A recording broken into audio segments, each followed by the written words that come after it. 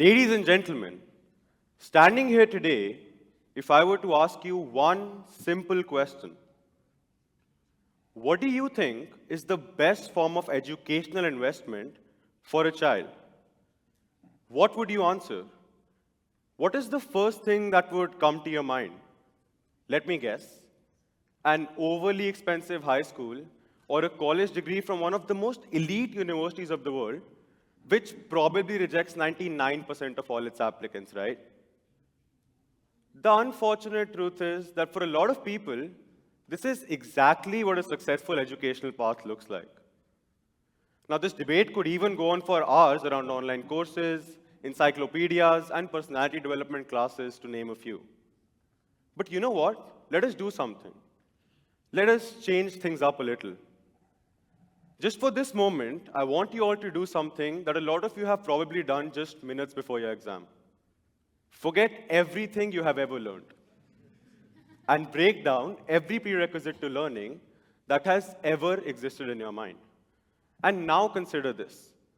Could the answer to our debate lie in a series of boarding passes to destinations unknown?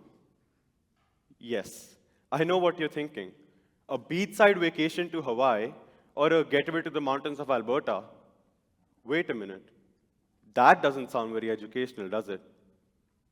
Well, that is not our fault, because it is only human to believe that travel is limited to recreation.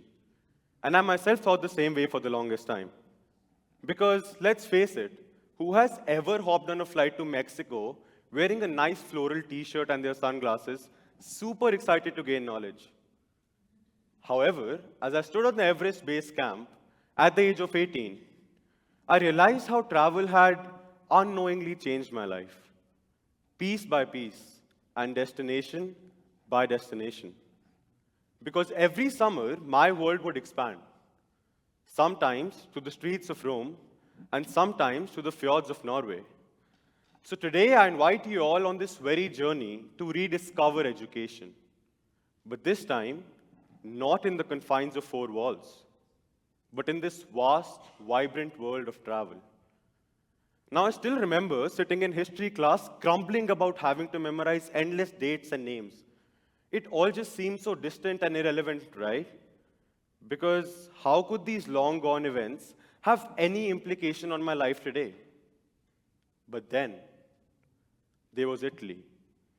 Walking through its streets, surrounded by rich architectural heritage, was like stepping into a living history book. The ancient Trevi Fountain in Rome wasn't just a mere relic for the 12-year-old me. It was a storyteller, narrating tales of human triumph and sacrifice through its carvings. And it was at that moment that I truly grasped how the past shapes the present, and how every event in history plays its unique role in weaving the realities of today. Then came my journey to Norway, an equally enlightening yet vastly different experience. Norway was definitely much more than the northern lights that I was tired of seeing on my Instagram feed for years now.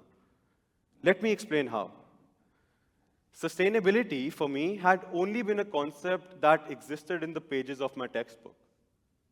But in Norway, it seemed to be a way of life, as countless windmills greeted us through every step of our road trip in the countryside, in testament to the cleanest air quality and best methods of power generation.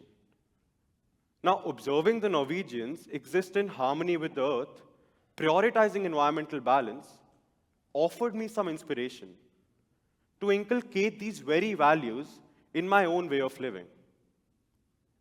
Now, if I talk to you all about education, I'm sure we all can agree on the fact that it exists without any restrictions, right? But we certainly do create a lot of these for ourselves. And think about it. Why is it that me and you always force ourselves to believe that learning can only take place within the confines of four walls, while in reality, our experiences extend way beyond that? And now that we're talking about experiences, let me ask you all a question. Has any of you ever seen paradise with an expiration date? Climate change.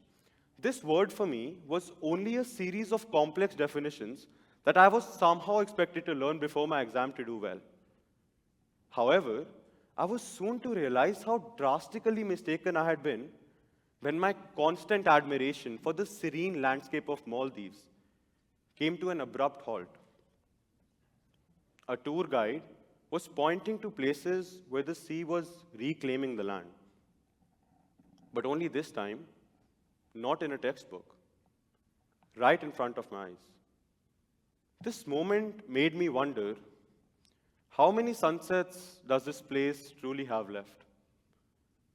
What this also made me see was the unpredictability in our lives today. Look around yourself. All of us here today currently exist in a world where life has become so fast-paced that people work tirelessly every second of every day trying to inch closer to that one job and that one promotion, only to eventually get burnt out and blow all of their life savings on a relaxing vacation at a five-star resort. So the single biggest barrier that exists between us and travel as an educator is what we perceive travel to be. Today, travel has become synonymous with lavish vacations, stays at five-star resorts, and flying off to international locations. But don't you all think that this narrow perception of travel somehow overlooks the true essence of it? Because my life experiences taught me that travel is truly about stepping out of our comfort zones, experiencing new cultures, and learning from new experiences. So don't you think it is time we break away from this life of extremes, where school is a burden for children and travel is an escape from it?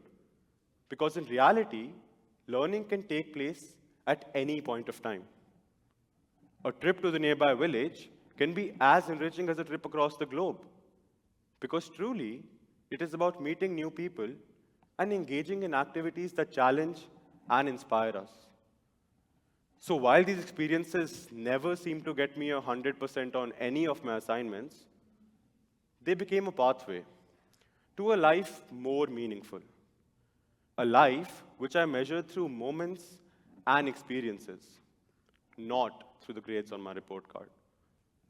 So as we come to the end of this journey together, I hope you all see that the world is not just a place we visit. It is a vast and vibrant classroom. Travel is absolutely not a break from learning. It's an integral part of it. It teaches empathy, awareness, and understanding in ways no traditional classroom can for any child. So as we prepare for a future that's increasingly global, let us redefine education today. Let us redefine travel today. Let us give our future generations a passport full of knowledge and a suitcase full of real-life experiences. Because whether it is a trip to Norway to see how sustainable life can be, or a visit to the nearby village to witness the challenges of an underprivileged life, travel and education can go hand in hand. An investment in travel, whether big or small, is of transformational value that is capable of changing the way we see the world today. But ladies and gentlemen, the only question left is, do you see it yet? Thank you so much.